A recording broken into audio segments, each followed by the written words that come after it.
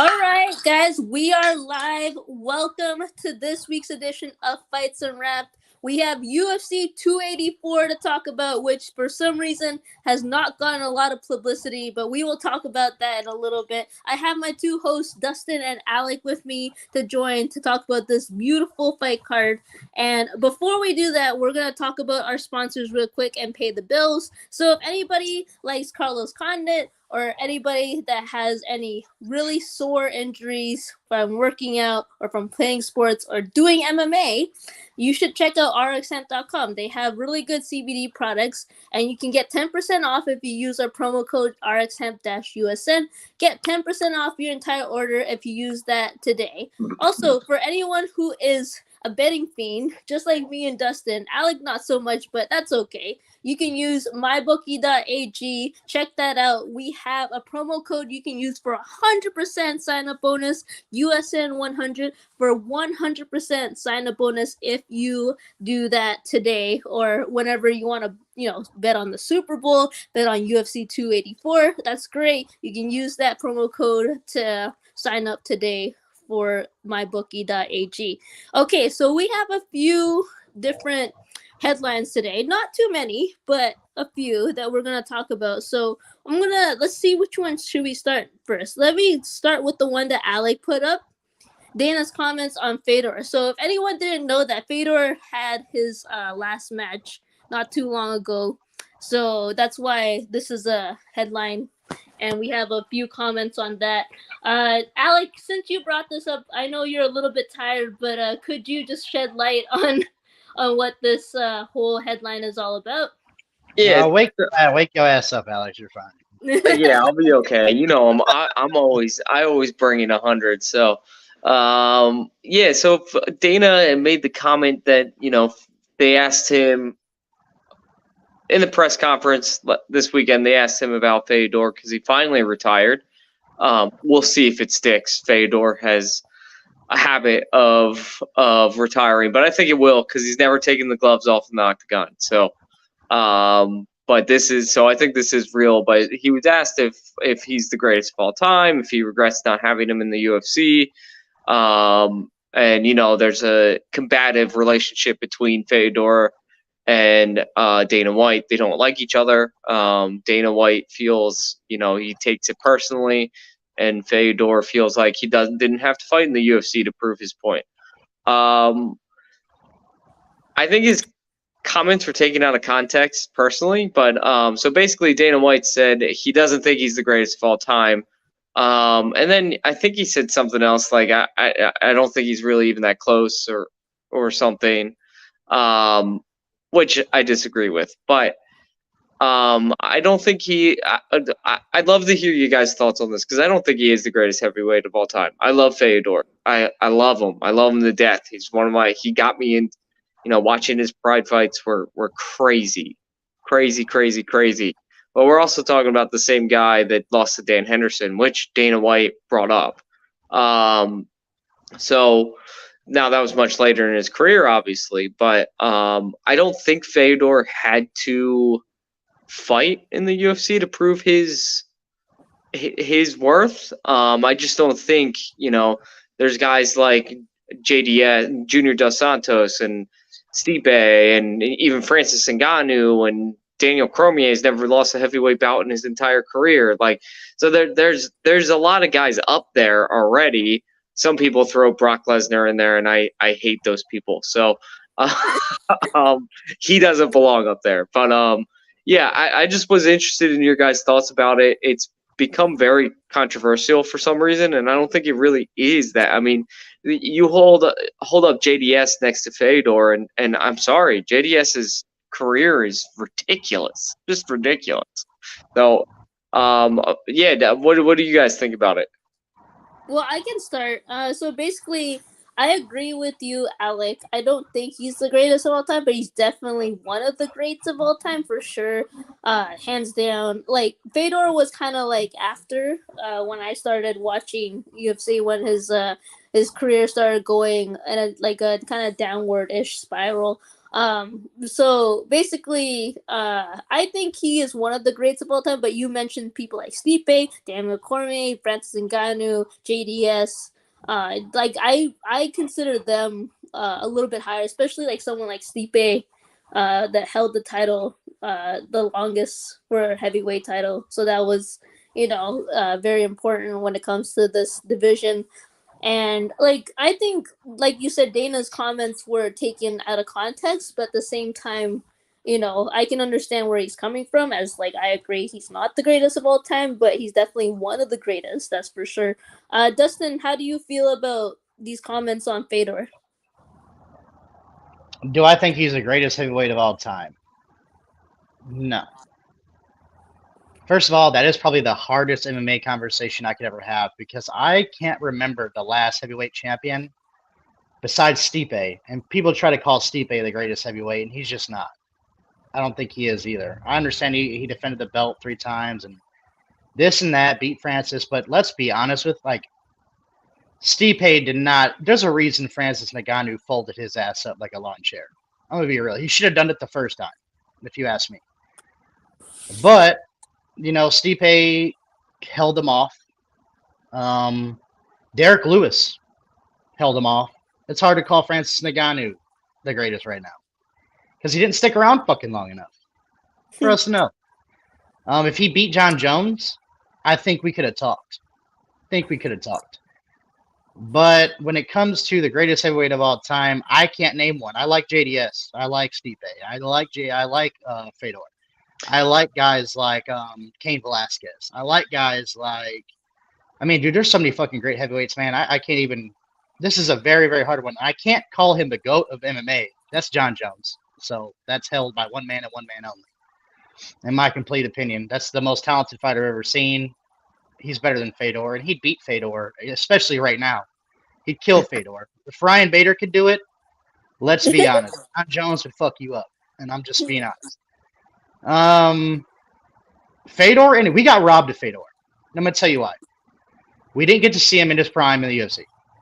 That's what it is. Now, which you also got to think, back in his era, people got to remember, his era was back in Pride when they were fighting a bunch, a shit ton, not getting too much time between fights. Very unhealthy way to fight back then. That was old school MMA. Now we're in the new school.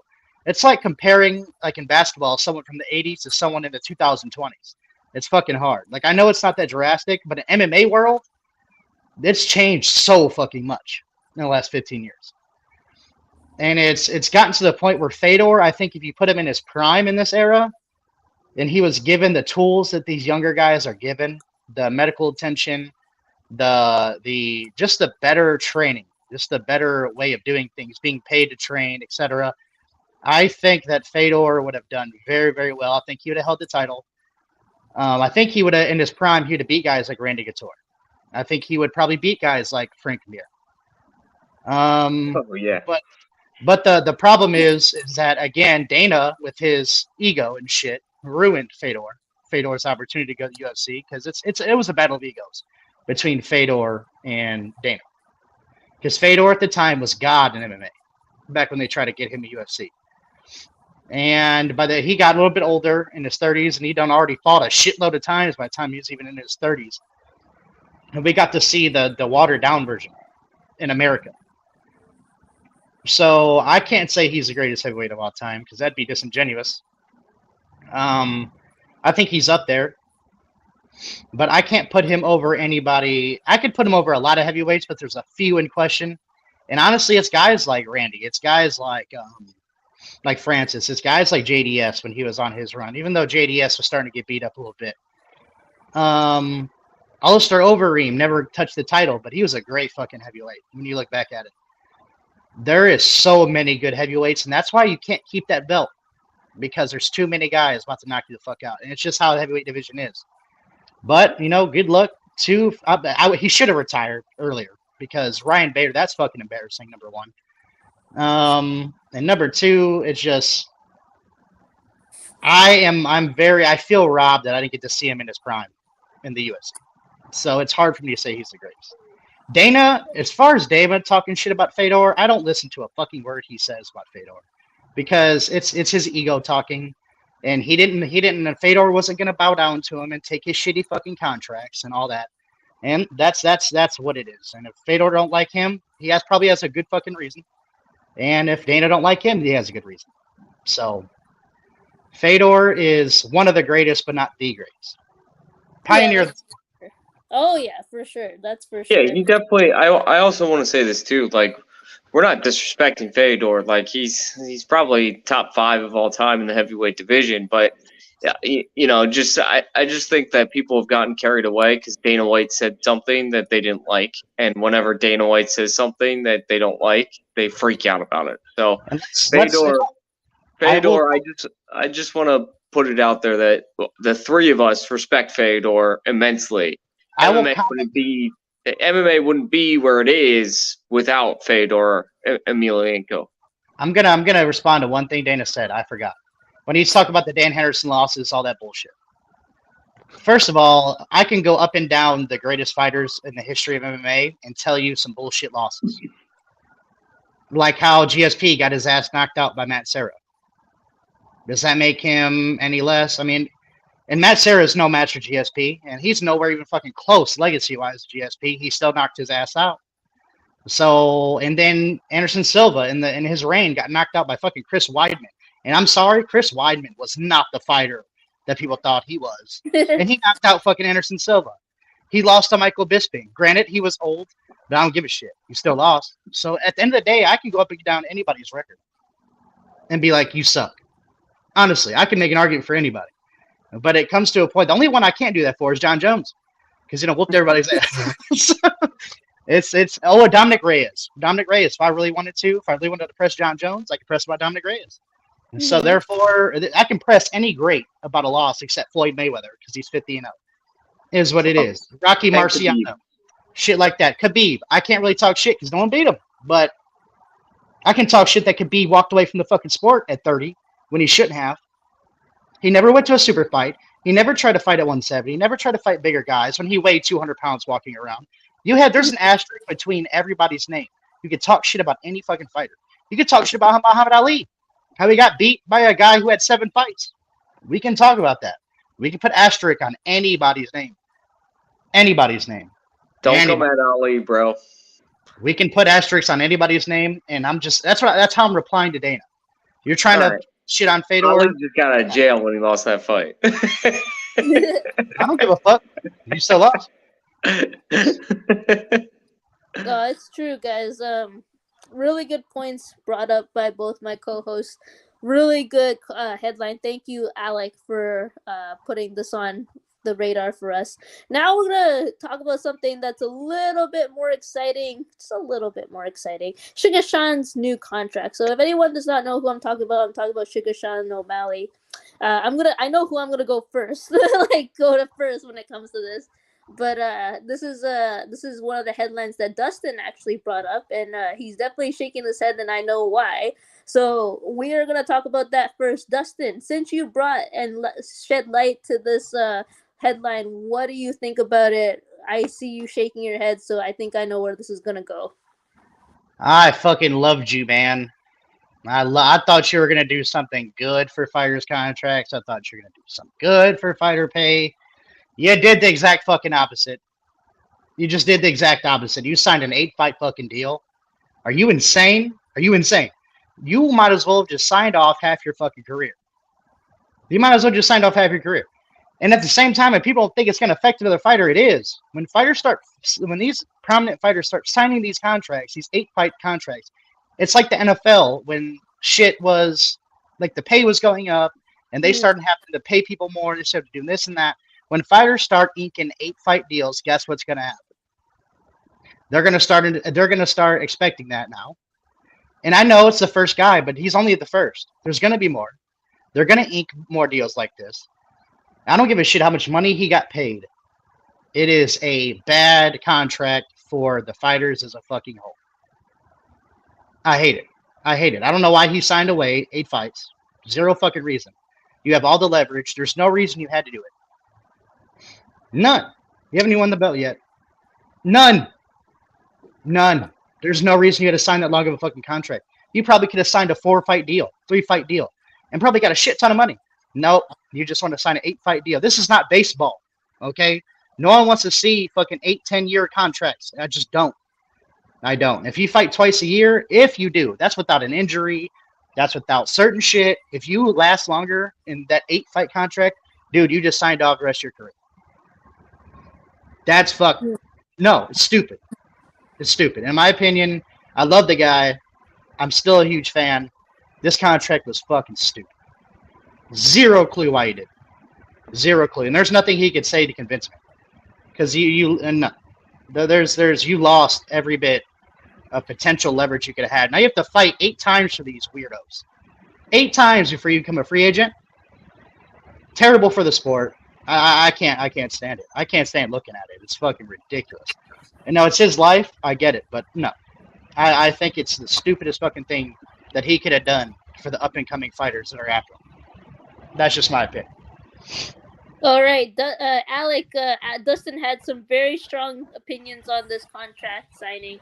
What do you think about Sugar Sean's new contract? It's just further. Sugar Sean O'Malley has no representation whatsoever. He doesn't have a manager. He's himself. Just further proof that these guys need to start getting actual agents, not managers, not repping themselves, but real agents. I mean, even the way he talked about the contract, like, I made an offer, they made a counter offer. I think I got a fair offer. And, like, you can tell, like, he doesn't even know what he got. He don't even know what he got. He don't know. Like, I mean, this is a guy. He did make $1.5 million in his last fight, so I mean, he's doing okay as far as other fighters go. But it's just is again just further proof. He walked into a room with a team of lawyers and CPAs and accountants and contract lawyers, and he got roasted. I mean, that's really what it is, and that's what keeps happening to these fighters. Fucking took. And it's time that, you know, if I'm Sugar Sean O'Malley, I'm calling Clutch Sports and going, yo, dude, you want to get into the fight game? Let's do it. Like, too late. I don't understand why no one's making those moves. And I know the UFC is against it, but like, they're not going to drop Sugar Sean O'Malley because he went and signed with a real sports agency. They're not like John Jones, same thing. Dana White's not going to let John Jones walk away from the UFC if he signs with a real sport agency. I truly don't understand it. It's like these guys really don't know anything. And I'm not trying to be rude here, but it's like they really don't know anything about business. Just quite honestly, you know, Francis Ngannou tanking his own contract negotiations. I don't care what anyone says. That's exactly what he did. And you got, you know, guys like Izzy Adesanya being happy with $1.25 million, like a fight. I just listen. The eight fight. I get what you're saying, Dustin. I could take it or leave it. I don't care. The money hasn't been announced. I understand. I agree with what you were saying, Dustin. It seems a little silly to do 8-fight deals. It's more of like a Bellator thing, you know, signing 10-fight contracts. That's what they do. They lock you in and seal you, and then so that you can't go anywhere else. But it's just time, man. I'm getting sick and tired of watching these fighters. Like, fighters absolutely deserve more money, and I'm a proponent of that, and I'll say it over and over and over again. But they got to help themselves too. Like, why? You know, as somebody, I'm a hiring manager. I'm somebody who negotiates contracts as well, and my job that actually pays me. And you know, and even for the people in the companies that I like that I negotiate with, I'm not going to give them more than I have to. You know, it's just bad business. Like, and that's where the UFC is right now. They're, you know, why would the UFC and Dana White give them more than what they can get away with? I mean, and here's the other thing too. You know, Dana White wasn't in the room, so Francis Ngannou's. There's a proof that Francis Ngannou was lying, that Dana White goes to all the contract negotiations. He wasn't in the room with Sugar Sean O'Malley, who's one of his favorite guys in the UFC right now. So just a little jab at Francis Ngannou for continuing to lie. But the other thing is too, it's just like, again, I can't say it enough. I just don't understand. I truly don't understand what's going on with these guys. I don't You get could it. you could earn so much more money. You just sign with an agency. They No, got they're market. comfortable. That's the problem. They're comfortable with getting fucked in these kind. I don't get it. Why? I just don't understand why they're so comfortable with it. Like, It's when just they're not. Dustin, I hate to say this. They're just not educated on it. Yeah, I was gonna say that they're not educated about Yeah, like they're business. just they're. Yeah. It's and pretty get clear educated. Get educated. Why is that so hard? I just don't understand. because they're in this system of like, you got to be with Allie, you got to be with what's his name that Francis is with, and you got to be with these people, and if you're not with those people, you're not going to get good representation. And you got to remember too, they get targeted when they're young by Allie, by all these managers, like before they're like some of these guys like I can't think right now. I'm blanking on his name, but like, Gilbert Burns was with Ali from like the beginning of his career, like before he was in the UFC. So those are kinds of things that are just kind of like they're indoctrinated into the system that tells them that they can't get any better representation. And then you got guys like Paradigm who are trying to change the game, but they're getting held back by guys like Ali who just tank negotiations and then take kickbacks on those negotiations. So so even the people who are actually trying to make the change are struggling to make the change because there's bad eggs and you can't make change if somebody's willing to, like the UFC will just go, well, you can't be with that guy, you got to be with Ali. So that it just has to happen with a Sugar Sean O'Malley, John Jones, Cyril Gahn, I'm trying to think right now. The Piotr Jan, Aljamain Sterling, Henry, like one of these guys is just have to sign with one of these big agencies. And once one of them does it, they're all going to start doing it, and we'll start seeing the change in fighter pay. But until then, they're not helping themselves. So I can't continue to get pissed off, and I consider myself a champion for fighter pay, but I got to be realistic. You got to help yourself. You can't just. Like Francis Ngannou saying the UFC needs to give him more sponsorships. What are you talking about, dude? That's not how it works. Go get your own sponsorships. The UFC, and that's the other thing too. The UFC has convinced them.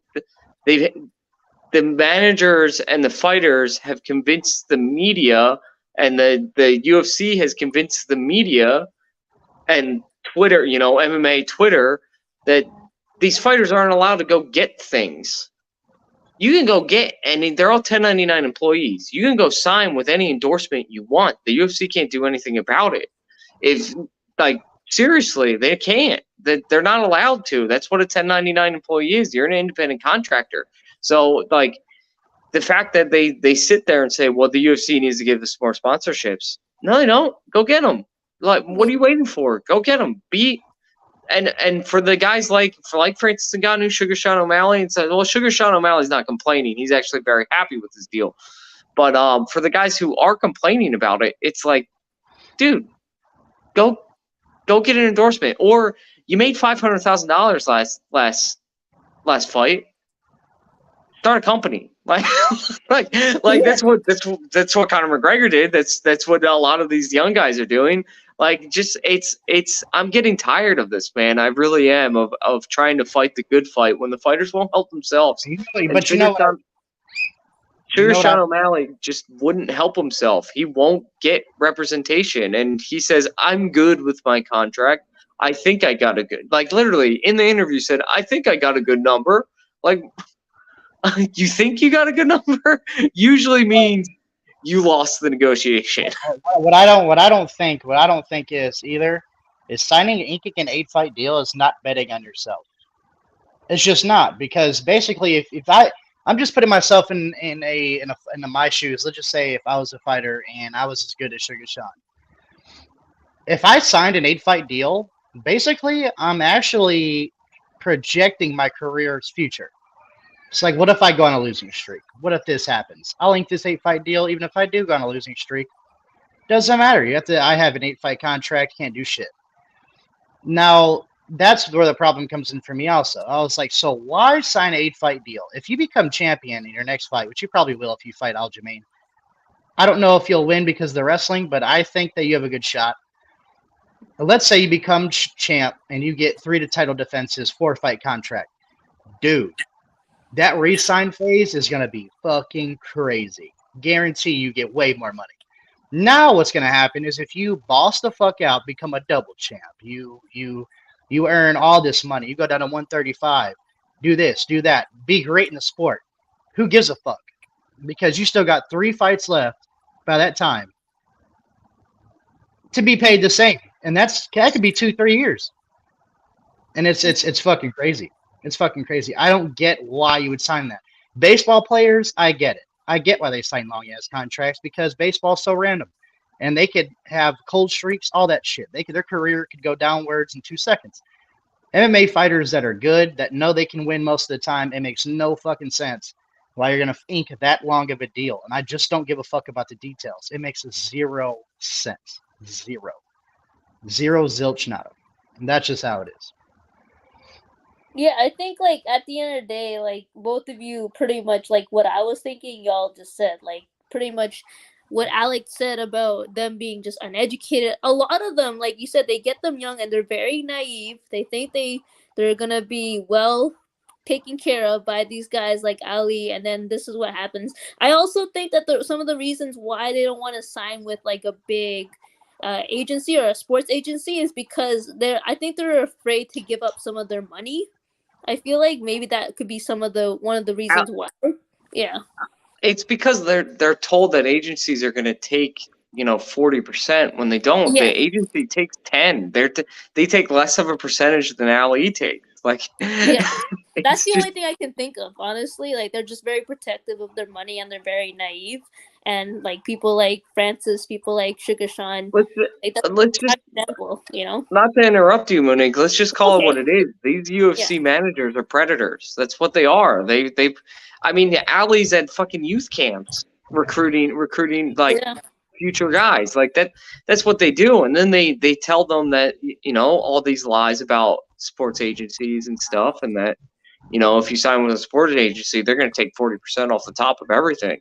And that's it's not true. That's not how it works. I actually have met some sports agents and have a relationship with a loose relationship with one. He takes 10%. The guy represents some very big names of NBA athletes. He takes 10% on everything. And you know what? He makes more than some of the fucking athletes do. So because they take 10% and he represents like 20 different athletes. So it's like also a lot of fucking work, dude. It's a lot of work to be a manager and you're fucking juggling 20 players, man. That's a lot of fucking work. They deserve it. It is what it is. They don't have to do shit. The players don't have to do shit. The agent is shouldering every single bit of your financial career. They're responsible for you. They're responsible for your bank account. They're responsible for negotiations. They deserve 10%, dude. They deserve it. You're paying them for what the fuck they're doing. They're like your mom, being outside of your mom. That's literally what they are. They're like your parent almost. They're taking care of you like that. And it's fucking crazy. Yes, they deserve 10%. Why not? You're getting paid for a profession that you're good at. You deserve it. It's plain and simple. My point is, Ali takes 20.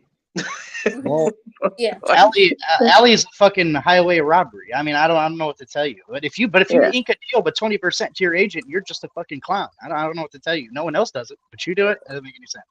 It's because these guys are, and I didn't even think about it until we were talking about these managers, these super fight managers, they're predators.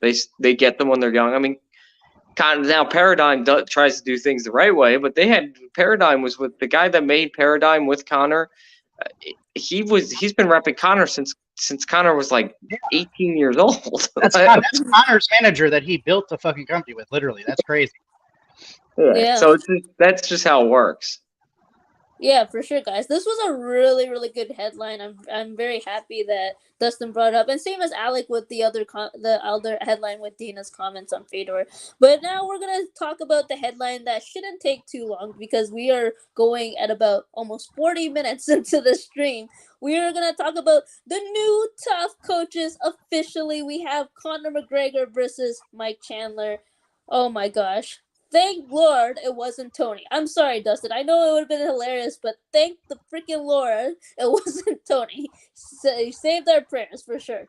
Okay, so I'm gonna go to Alec versus. I know he's very hyped about this. I wasn't surprised because I kind of knew they were gonna go into this direction of getting Michael Chandler to face Conor because I think it's gonna be a really great fight and also a really good season. So, Alec, what do you think about this? Are you happy? Are you excited? What are you looking forward to most?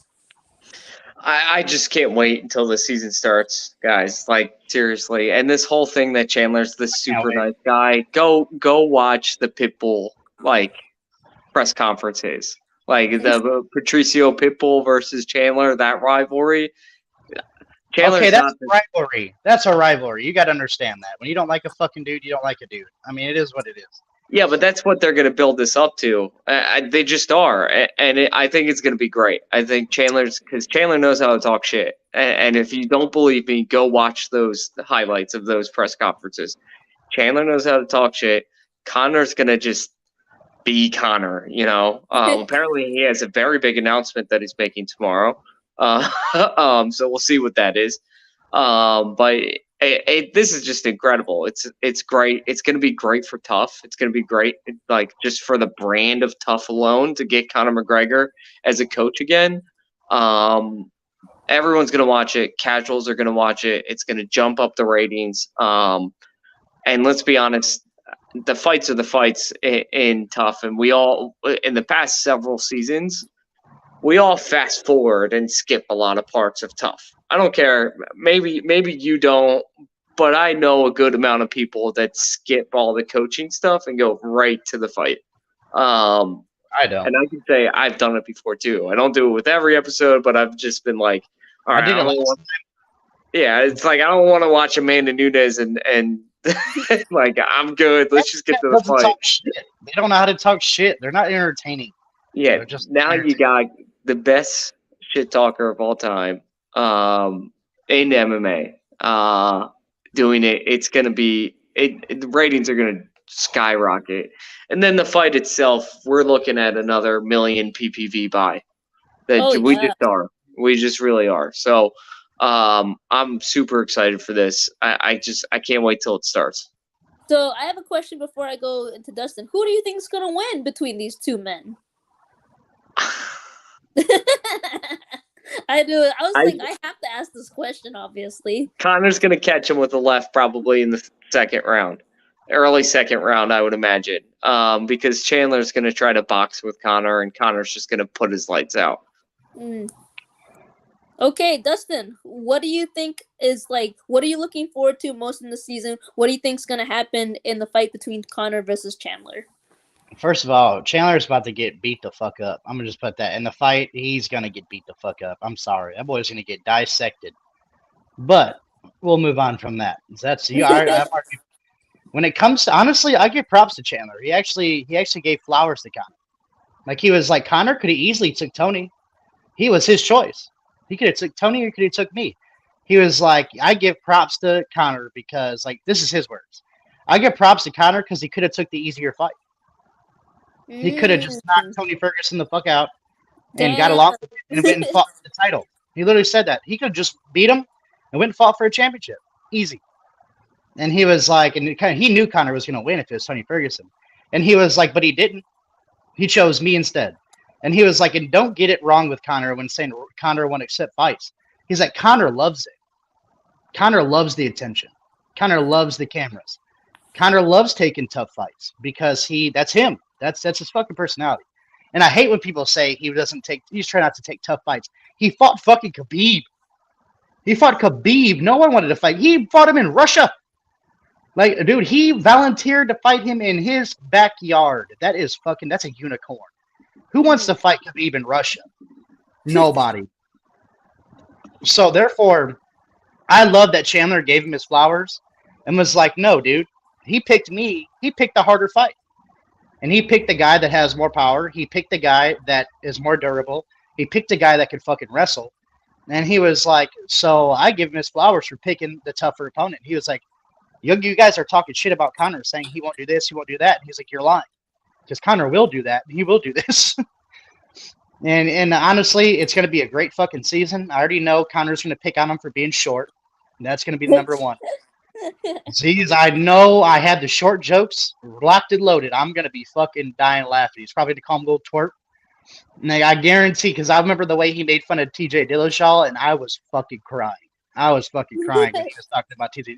He's like, why would I say that's a little fucking twerp? I was fucking dying, dude.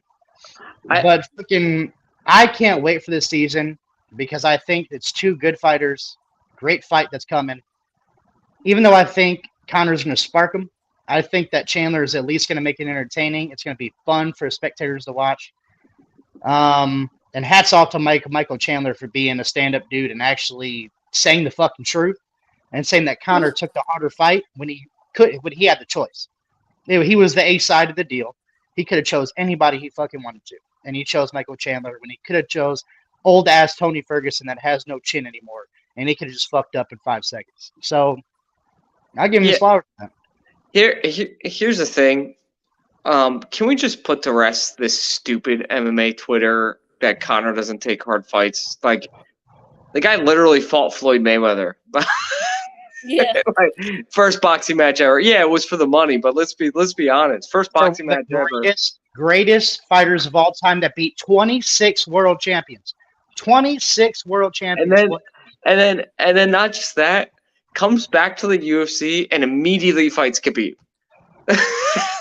like, can we just put this to rest, man? The guy didn't want to fight Tony Ferguson, doesn't take the Tony fight, and doesn't take the Jorge Masvidal fight because it's too easy, and then takes the Michael Chandler fight because it's a difficult fight for him. In fact, if Chandler decides to wrestle, Chandler could win. Like, straight up. If Chandler decides to wrestle, it's Chandler's fight. That's the thing that drives me crazy about. Listen, like Conor, don't like Conor, I don't care. This is the way I look at it. I hate Tom Brady. I hate Tom Brady. Tom Brady is the greatest quarterback of all time. I hate him, but he's the greatest quarterback of all time. Here's another example. I hate LeBron James on the court. Love him outside the court. Hate him on the court.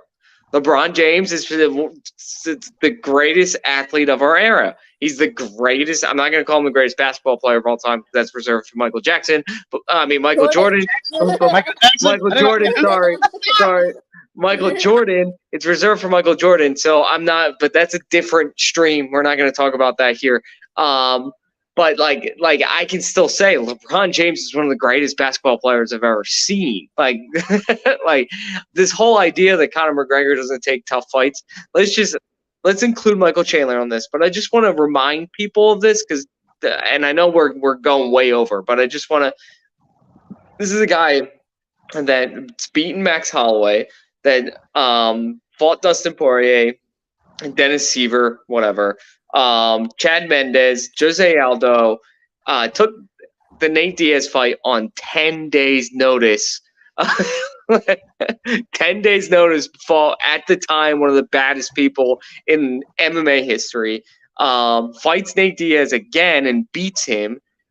Takes the Floyd fight, fights Khabib, comes back, his first ever warm-up fight. His first ever easy fight, took Donald Cerrone, and then immediately after that he takes a year off of fighting, and immediately goes, sure, Dustin Poirier, why not?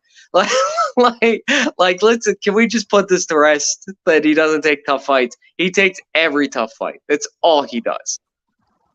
Mm-hmm. No, for sure, I agree. Oh yeah, sorry, Alec, go ahead. One last comment. He's also a billionaire. Let's not forget about that. Yeah. There's no reason for him to fight anymore.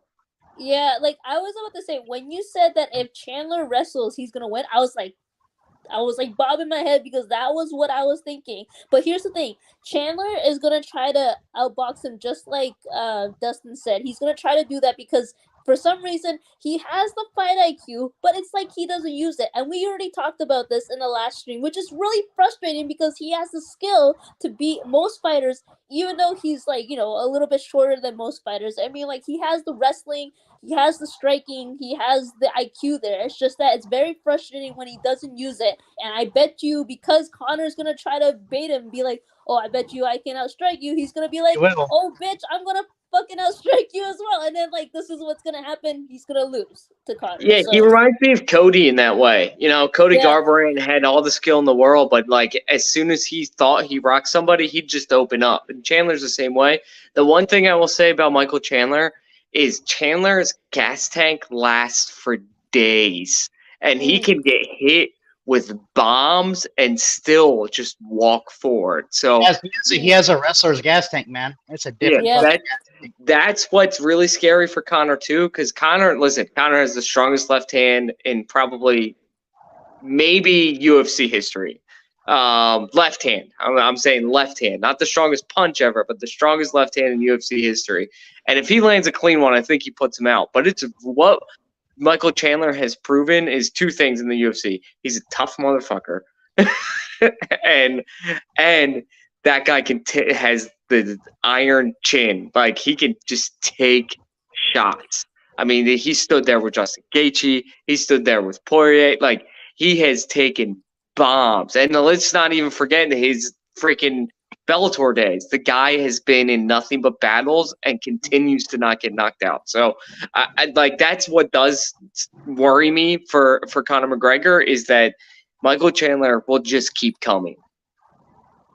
That's for sure. Okay, guys, we are done with the headlines. I know we're running a little late, but I kind of thought that this episode was going to be like that. So we are going to move on to UFC 284. Now, Alec, I asked you to take over this segment just because my laptop's not working, so you can go ahead and introduce the fights. All right, guys. So we are here. It's finally arrived.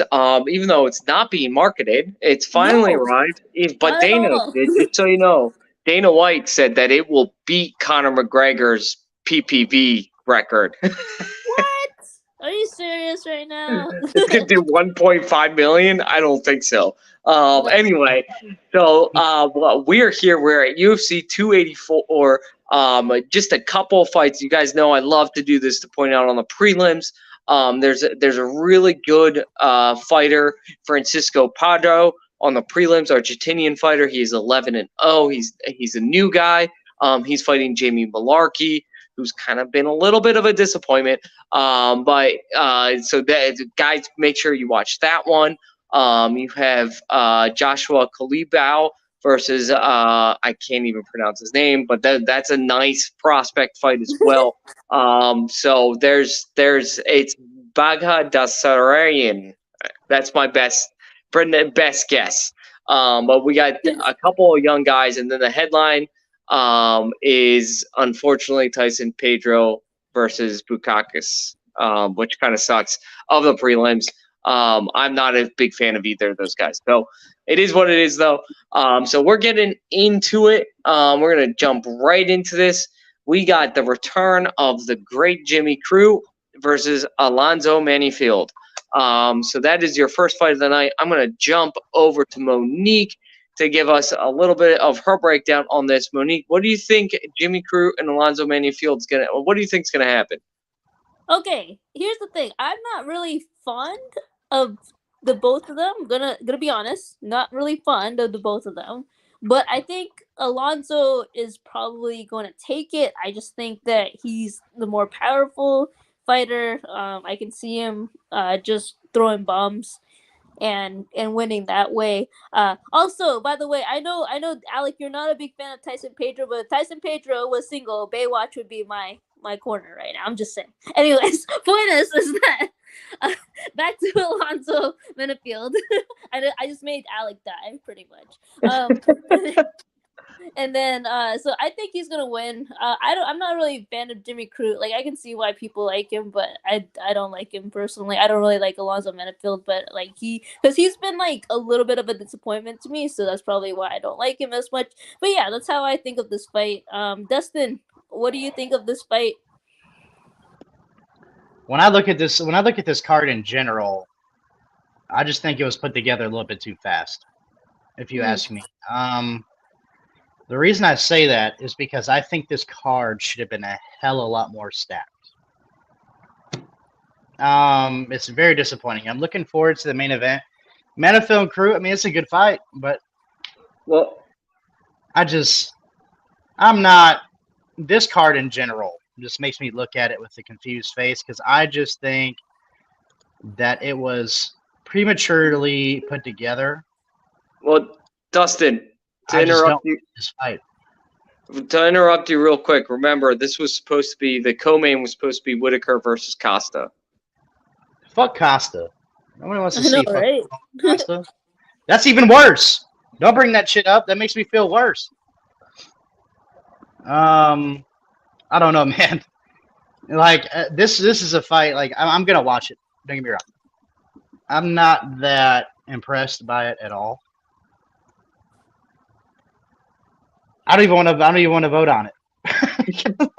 All right. Well, I will go ahead and just say Jimmy Crute. There's a reason we haven't seen him in a while. It's because he's not very good. Even though he's a fan favorite for some reason, he's just not very good. When I called him the great Jimmy Crute, I was saying that in satire. He's not great. He sucks. We haven't seen him since 2001. Alonzo Manifield, the UFC sunk a lot of money into this guy. He's been nothing but a disappointment. I mean, I'm not trying to be a dick, but he's been nothing but a disappointment. Now he is coming off a very impressive victory against Misha Kirkunov, which is, Kirkunov's a really good fighter. So maybe he finally gets it. The other thing is he's 35 years old now. So they're really trying to get this guy up and running. So I think that's what this is. Give Alonzo Manifield. He was supposed to headline the prelims. I'm pretty sure this was supposed to headline the prelims before the Costa fight got canceled, the Whitaker Costa fight. But give him another shot. And that's the other thing too. Listen, we might not like either of these fighters, but Alonzo Manifield will knock people the fuck out. So it's going to be an exciting fight. It will have an exciting end. I think this is a first round and done. I think this was a quick one.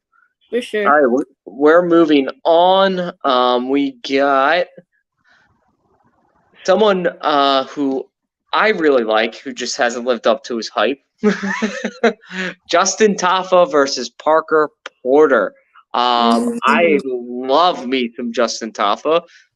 He was, people were, he was supposed to be like Bam Bam. That's what he was supposed to be. And he just hasn't been able to really do that. I'm excited for this one. I'm going to let Dustin go ahead and go first on this. This is another one. Who gives a fuck? Like, I'm gonna just be real. I told you, if this was a Vegas card, I get it. But here's the problem: they're trying to give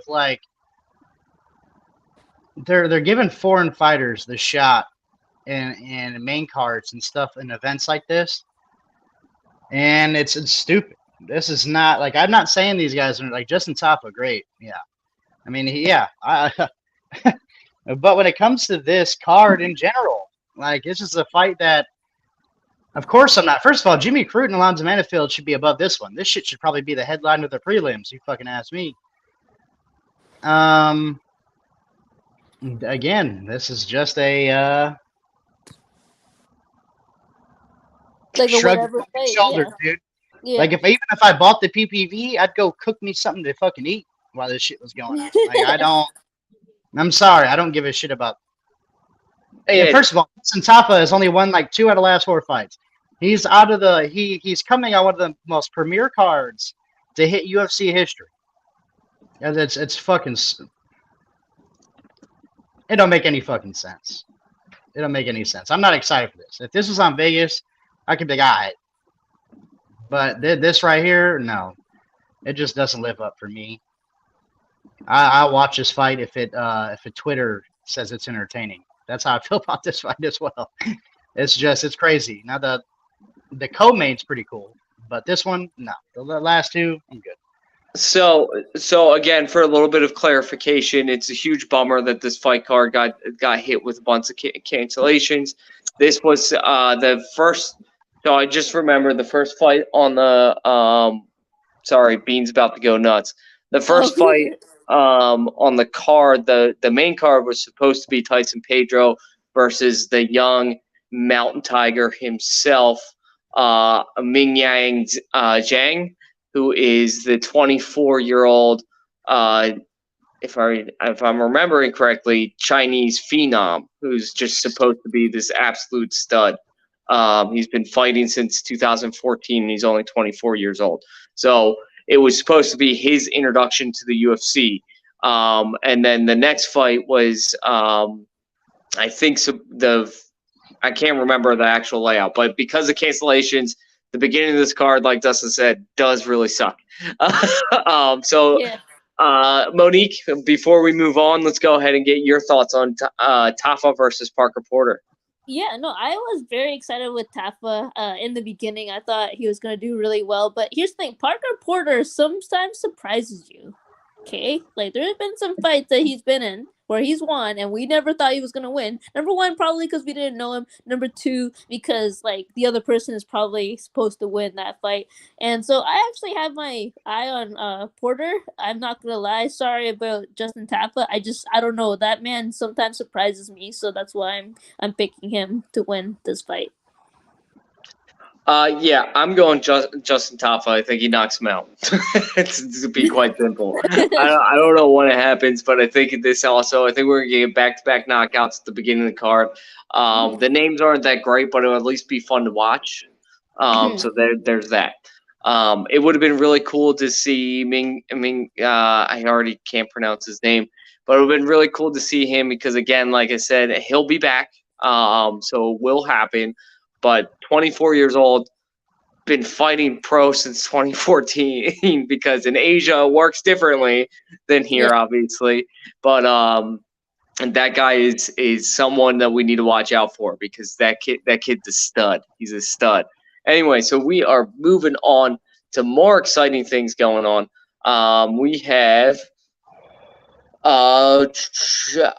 Jack Maddalena versus Randy Brown. This is the first exciting fight of the card. I'm pumped for this one. I'm going to throw it over to you again, Monique, though. Who do you see coming up on top of this? Do you think Jack wins? Do you think Randy Brown wins? What do you think happens? This is tough, okay? Like, I feel like some of the best fights are some of the toughest to call, like, because you just think that both of them are going to win. And I do think there's pros and cons to both fighters, but I like Randy Brown. I think he's stud. What's called? I don't know much about the other fighter. I think I've heard of him before. I think I've seen him fight a little bit, but he could obviously win. I'm not saying he's not going to, but I know Randy Brown a little bit more. I don't know why. I like his fighting style a little bit more. But like I said, I don't know much about the other fighters, so it's hard for me to choose one. But I'm probably gonna pick Randy Brown. Just because of just the experience that I have knowing him. But this is a tough fight. It seems like a really good one, just like Alex said, and I can't wait to watch it in Thailand. All right, next, Dustin, what do you think about this fight? Finally, we get to some meat and fucking potatoes. We get some talent around. All right, so. I can't lie. I'm cheering for Jack here, man. I'm cheering for Jack here. It's Contender Series 3. This makes sense. This makes sense.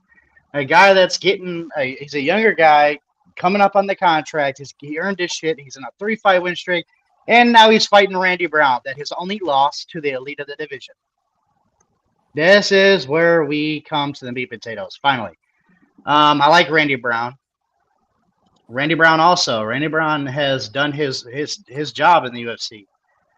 He's on a 4-fight win streak. This is a fucking fight. This is what I'm talking about.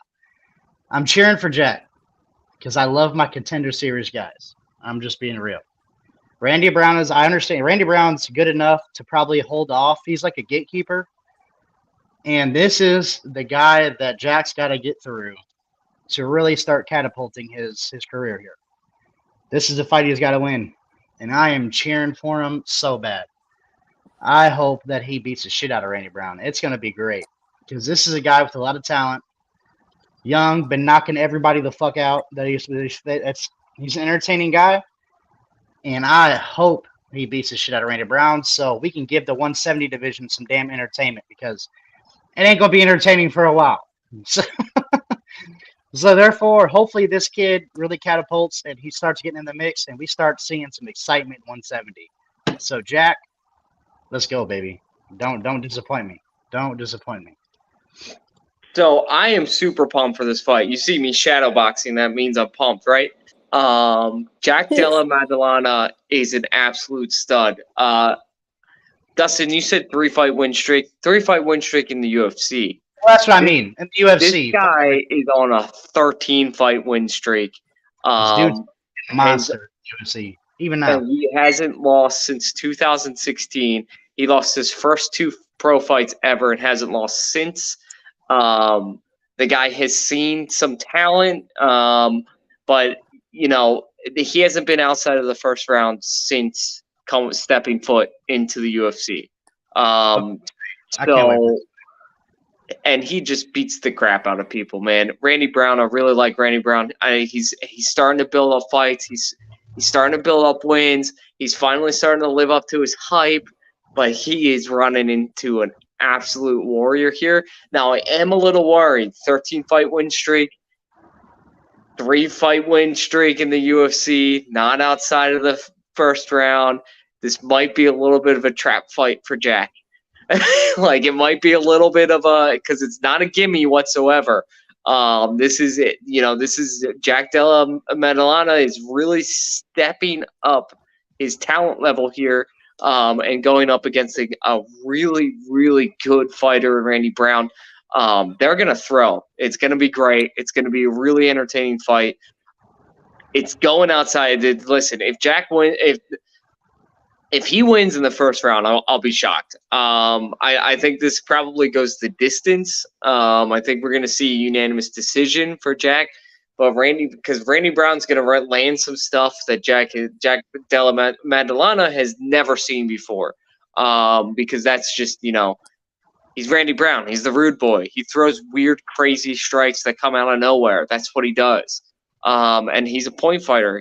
So, you know, it's gonna be a real test for him. But I do think he pulls this out, and I think he pulls it out really well. Monique, to remind you who Jack is, remember in the Teixeira Prochaska fight, when in the prelims the guy lost because of a liver punch? Oh, that was him, eh?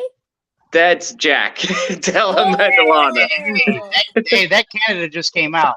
I know I just heard that. That's it, man. But yes, so that's who we're talking about. This guy punches so hard that he will hurt you. So I'm super pumped for that. But now we're getting into a super exciting fight, the co-main event of the evening. We got Yair Rodriguez versus Josh Emmett. Shit. Here we go. Seriously, here we go. We got Josh Emmett, who's an absolute warrior, workhorse. We'll just, you know, go into deep waters. We'll get hurt and just keep going. And then you got Yair Rodriguez, who's just, you know, he's Yair. What more can you say about him? He can take the fight anywhere you need it to. Great striker. I think personally, I think he hurts Josh Emmett. I think Josh Emmett's going to be a little bit exposed in this fight. I'm not really high on Josh Emmett. I love his story. I really do. I love his story. But this is different. He's going up against a really different animal here. I mean, Josh Emmett, yeah, he got that split decision against Calvin Kattar. I don't think he won that fight, to be honest. I'm shocked it was a split decision. I thought Kattar won pretty hands down. And again, I can't give enough respect for Josh Emmett. I want everybody to understand that because I don't want people on Twitter to tell me I'm a Josh Emmett hater. I'm not. I just don't think he's elite level. I don't think he's up there with Yair, and I think Yair is going to hurt him and hurt him bad. So let's go over to you, Monique. What do you think about this fight? Yeah, okay. I think what's going. I think people on Twitter, if you're watching this, don't hate on Alec. He's just being honest. Like it's hard to say like one of your favorite fighters is not going to be elite level, but it's just I understand where you're coming from, Alec. I'm just trying to defend you against the Twitterverse. Basically, how I think of this is here's the thing. Outside the octagon, I like, and inside the octagon, I like Rodriguez. That's just how it goes. So my head is like saying, you know, I want Emmett to win, but in my heart, I believe that Yair is gonna win. That's how I see this fight going on. Yair is just like his technique is so good. Like his striking is amazing. His kicks are unbelievable. Like we can name so many of his nice finishes in the UFC. Emmett, like he's just really tough. And I think that's what's gonna carry him into this fight. That's for sure. But I think that he's gonna get exposed just because he's not as good as what people think. Here's my thing. I really do. I hope he wins, but I don't think he's gonna win. I think Yair's gonna win. I think he's gonna finish him, and that's what I think is gonna happen. So we're gonna go to Dustin. What do you think about this fight? It's pretty exciting, isn't it? Rodriguez ain't finishing shit. I have zero idea why people think Rodriguez is going to finish Josh Emmett. I find that hard to believe. I find that super hard to believe. Look, okay. First of all, Josh Emmett is a fucking is a beast. Number one, that dude's a fucking beast. Whether you like him or not, dude's a fucking beast. Tough as nails. Now, I am not a fan of Yair Rodriguez. I'm just not. I respect his striking. I've watched him fight plenty of times. I respect his smoothness. I respect how clean he is when he's striking. No, I don't think he's beating a guy like Josh Emmett. That's just the way I feel about it. Just the way I feel about it. I am not confident at all that he's going to beat Josh Emmett. What in Josh Emmett's history tells you that, though? That's where I'm confused. Okay, well, what history with Yair is that fucking great? Like, I don't understand. First of all, the Brian Ortega fight, yeah, he was winning. I'm not gonna lie, and I'm not gonna lie about that. But I am not the biggest fan of Brian Ortega either. So I don't think Brian Ortega can strike worth a shit. I'm just be real with you. Yair's his history tells me that he's only lost to top flight fighters. He lost to Frank Edgar. That's not top flight. He was old as fuck. 2017, Frankie Edgar's still good, man. Like, and Max Holloway, he annihilated Korean Zombie. I don't like Korean Zombie either. I don't think Korean Zombie's that good either. Oh dear. Here we go. I'm gonna be real, bro. First of all, I don't want Yair Rodriguez to win this fight because when Volk gets done probably losing to Islam, I think Volk is going to beat the shit out of Yair Rodriguez, number one. And Rodriguez been getting a title fight after this. Rodriguez would get his. I think your Rodriguez would get his shit beat up by Volk. I'm just going to be real. I think of course. But he's not. The winner of Arnold Allen versus Max Holloway gets the title fight. Josh Emmett, I could actually see with the better. He kind of has a wrestling background. I could see him being toughing it out against Volk. Yair Rodriguez is going to get worked. That's my number one. I don't like Yair Rodriguez. I don't like Brian Ortega. He's a cheater. He used steroids. I don't like him either. But Josh Emmett, we're talking about the same guy that lost to Des Green. Okay. Talking about the same guy that lost to Jeremy Stephens. Okay. He lost to Jeremy Stephens. That is bad, though. I don't like Jeremy Stephens either. He lost to Des Green. Yair Rodriguez. Didn't Yair Rodriguez fight with Jeremy Stephens end with a fucking eye poke? I forgot about that. Des Green isn't even in the UFC anymore, man. Bro, I can go back. So Islam got knocked out by a fucking no-name fighter when he. So we gotta go back to it. Islam got knocked the fuck out. You want to replay the video? Josh Emmett, 37. That's the difference.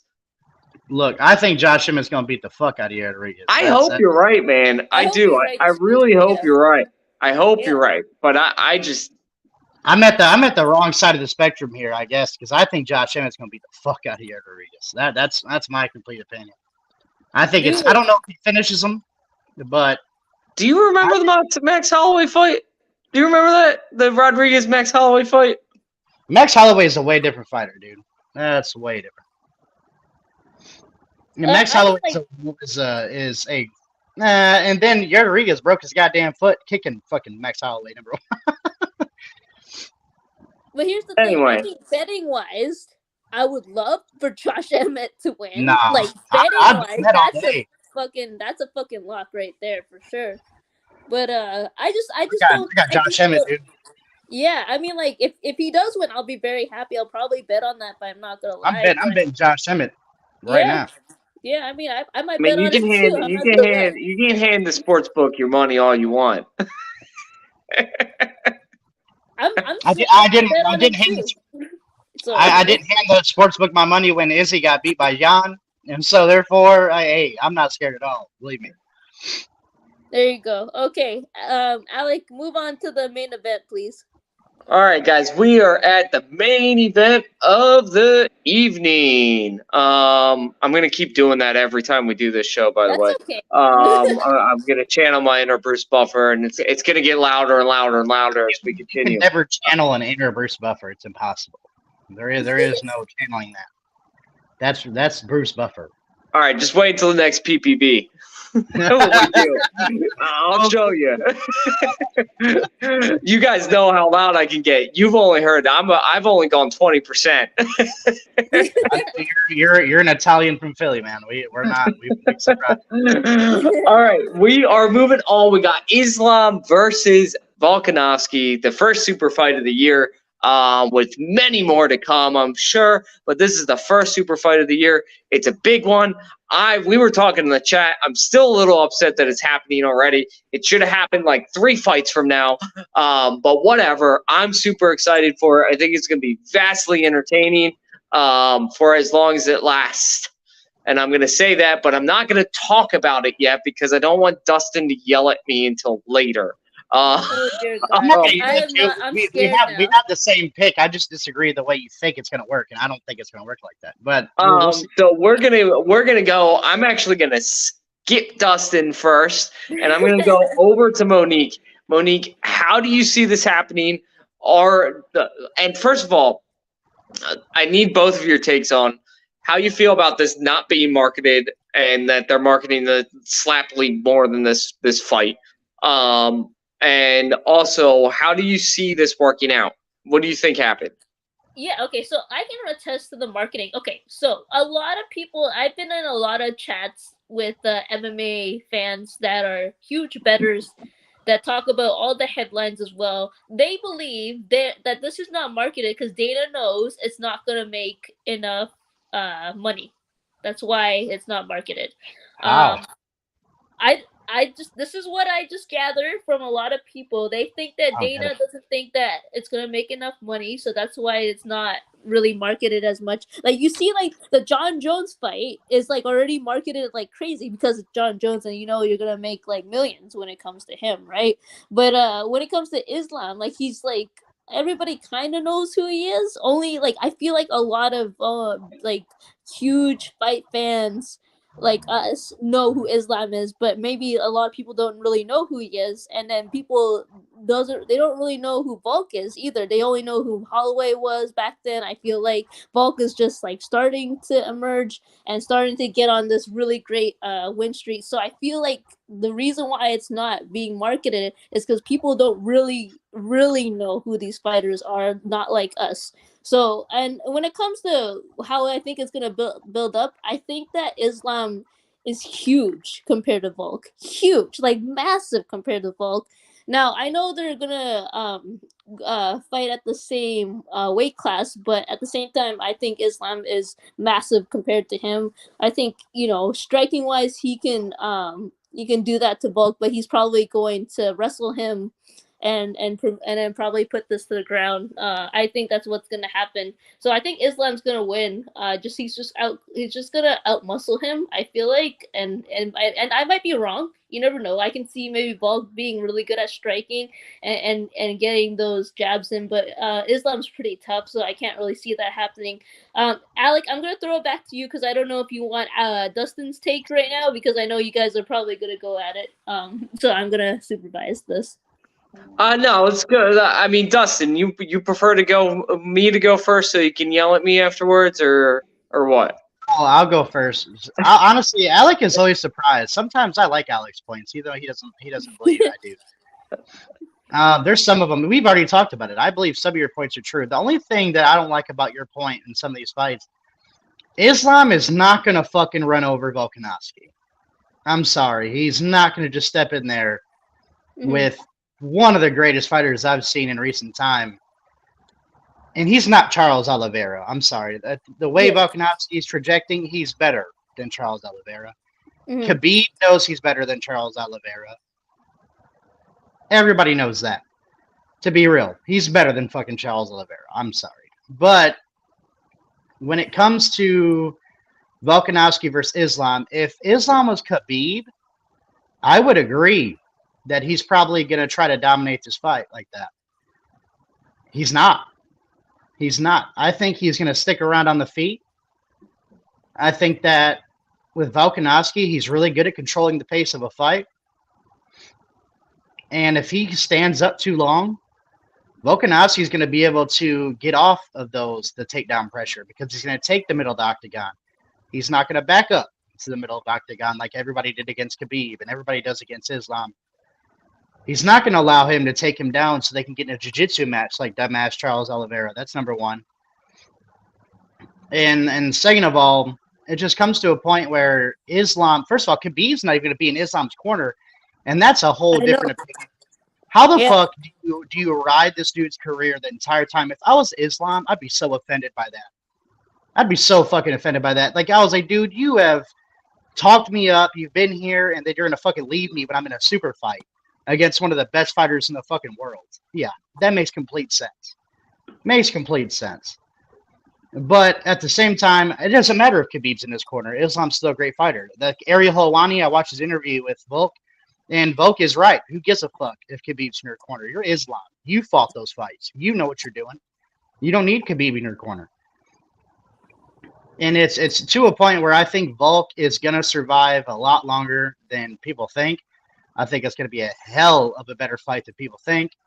And I'm picking Islam to win because at the end of the day, when it gets to the championship rounds, I do agree that Islam is a bigger, stronger, really good gas tank guy. And I think he'll wear Volk down enough by the fourth that Volk will start losing. And that's just real. Because if Brian Ortega can take you down in the second round, I'm just willing to bet that Islam can take you down in the fourth and control you in the fourth. And that's what's probably going to happen. But it's to a point where I think it's going to be a great fight. I think Islam's winning, but I think this is going to be a hell of a fight, and I'm super stoked. I haven't been stoked about a fight like this in a very long time. I think Volk is stronger than people think. I think he's a better striker than Islam. And if Islam sticks around too long, he might get controlled in the kickboxing match. And people always say Volk is short. Volk is short. Volk is short. Volk is short. I mean, he's been shorter than every fighter he's fucked with. I mean, I'm sorry, and they couldn't do shit about it. He's shorter. Okay. Well, he still works you. Max Holloway in that third fight with Max Holloway. Max Holloway, I think he might be a better boxer than him. He controlled it. He controlled the fight. If you give Volk the time to adjust, Volk's going to fucking control you. He's going to control the pace. And we'll see if Islam is experienced enough without Khabib, without his main coach. We'll see if he's experienced enough to control Volk for 4 to 5 rounds. We'll see. I think his wrestling's good enough. If he's smart, he goes for the wrestling right off the rip. And if he doesn't, if he goes Islam style and not Khabib style, I don't think it's going to end up great. He's not landing that left hook. He's not landing that shit against Volk. That's he's not going to get let out like that. So we'll see. We'll see. But I'm picking Islam because I believe that he's going to beat him in the championship rounds. But I don't think he's controlling Volk at all in the first three. I think it's going to be a very entertaining back and forth. All right, so this fight shouldn't be happening. And I've been very vocal about it every time we bring it up. And not because of Alexander Volkanovski. Alexander Volkanovski deserves a super fight. He proved that the last time he beat Max Holloway. Islam does not. We should be getting a Do Bronx champion rematch. That was actually offered, but Do Bronx fought like 5 times last year. Yeah. I agree with you. I completely agree with you there. So he was like, Dana, I'm going to need a break real quick. Like, I'm tired. Before you continue, I'm telling you, I agree with you fucking wholeheartedly while you're talking about that point. Oh, He I does love not- that on the show. Anyways, keep going. He does not deserve this. No, and he just doesn't. And the people saying that he does are fucking full of shit, and they don't know what they're talking about.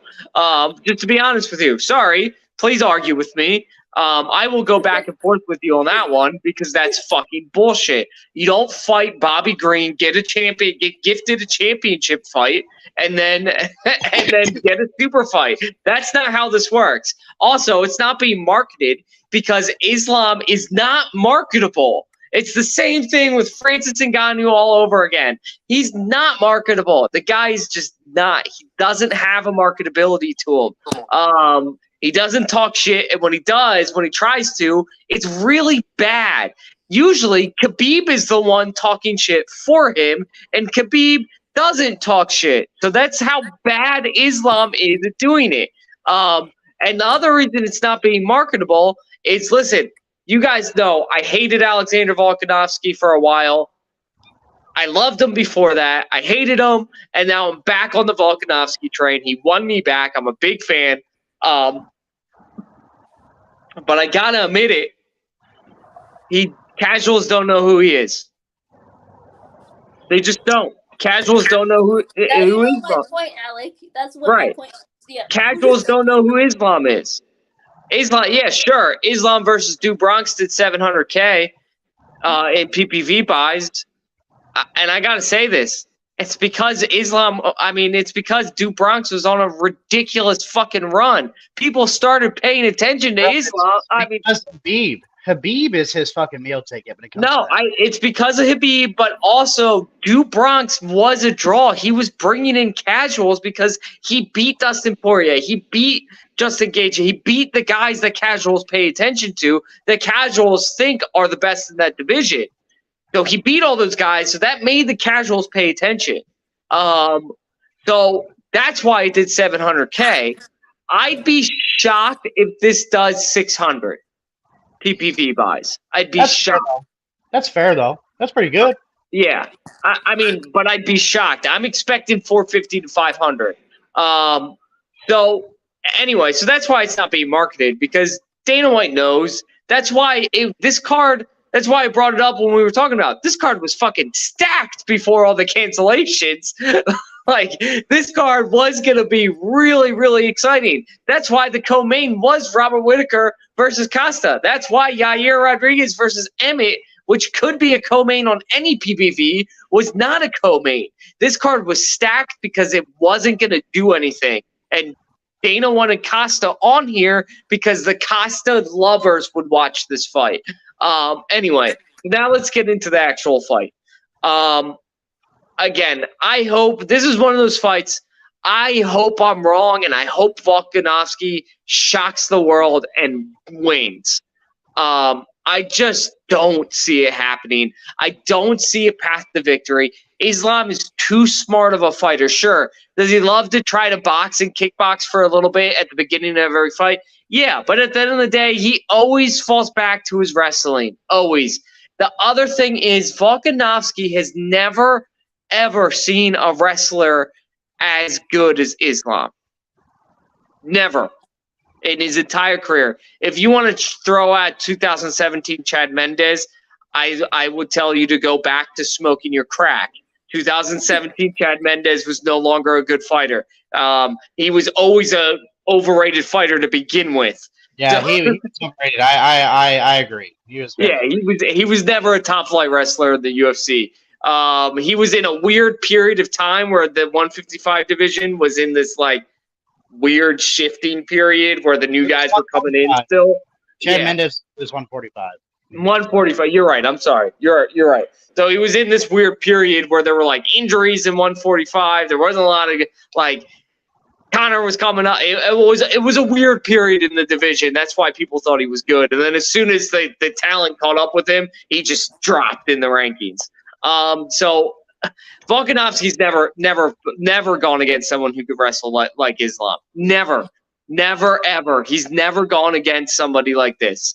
And Islam, yeah, Khabib's not going to be in the corner, and that is big. Don't get me wrong, that's huge because Khabib is an actual coach. He's not just one of these former UFC fighters that sits in corners just to sit in corners. He's a good coach. I was shocked. I think actually I have an opinion. I think his mom's actually sick. That's what I think is going on. That's the only reason I could see Khabib taking a total step away from UFC.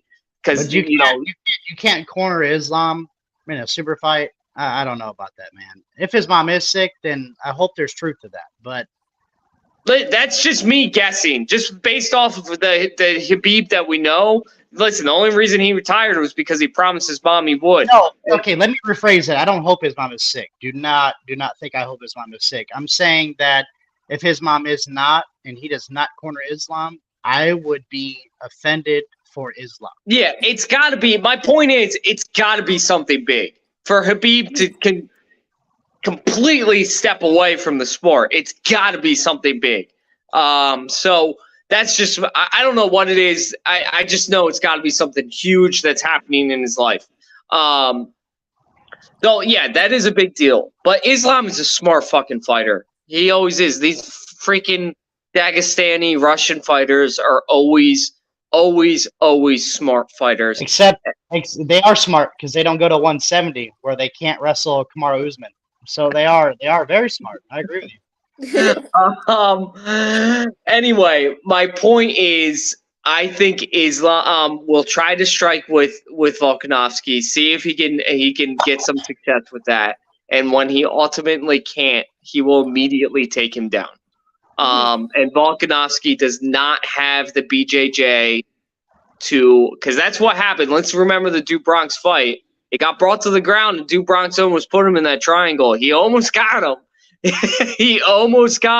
But that's because Duke Bronx is one of the best BJJ artists in the entire MMA history.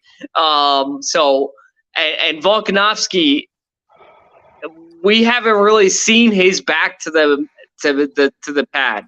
We've never really seen it. He is an Australian national champion at wrestling, though. I don't know if a lot of people do that, but he is. Sure. And I know he's a good wrestler, but he's not Islam good. He's just not. It's like Sambo good. No, he's right. That's my point. So I worry for him. I think this was a dumb take. I think there's more people in his division to fight, and I think he should have stayed at his division. Derry fucking Oosh. Yes, and Islam should be fighting Dariush. But I think listen, this fight might go to the distance. It might, but I honestly think it's over by the third round. I think we see a submission by the third round. I think it's over in the fourth or fifth. So yeah. I agree with you there. Fourth or fifth. I don't agree with third, but fourth or fifth if Volk succumbs to that wrestling game. If he succumbs to that wrestling game, fourth or fifth, it's over. I do agree with you there. Fourth or fifth, it's over. And I'd bet on that. So I'm being serious. For sure, guys. What's called Alec? Since you might have your laptop open, I'm not sure if you do. Can you check if there's a card next week? Next card we have. So that's the end of our card, guys. Yeah. We're super excited for this weekend. But the next card we have is February 18th, starting at 7 p.m. We got an early one, guys. Thank God. Thank you. And that is the Chito Vera versus Corey Sandhagen Vegas card. So Guys, it's not a huge. I mean, it is a huge fight. Don't get me wrong. It's not a title fight, the first Vegas card I'm not going to watch on Sunday morning. But I'm going to tell you guys right now, this has fight of the year written all over it. So I can't wait to talk about that with you guys. But for right now, I'm going to say happy fight week and thank you for joining the stream. And we'll see y'all next week. Bye, guys. Happy fight week.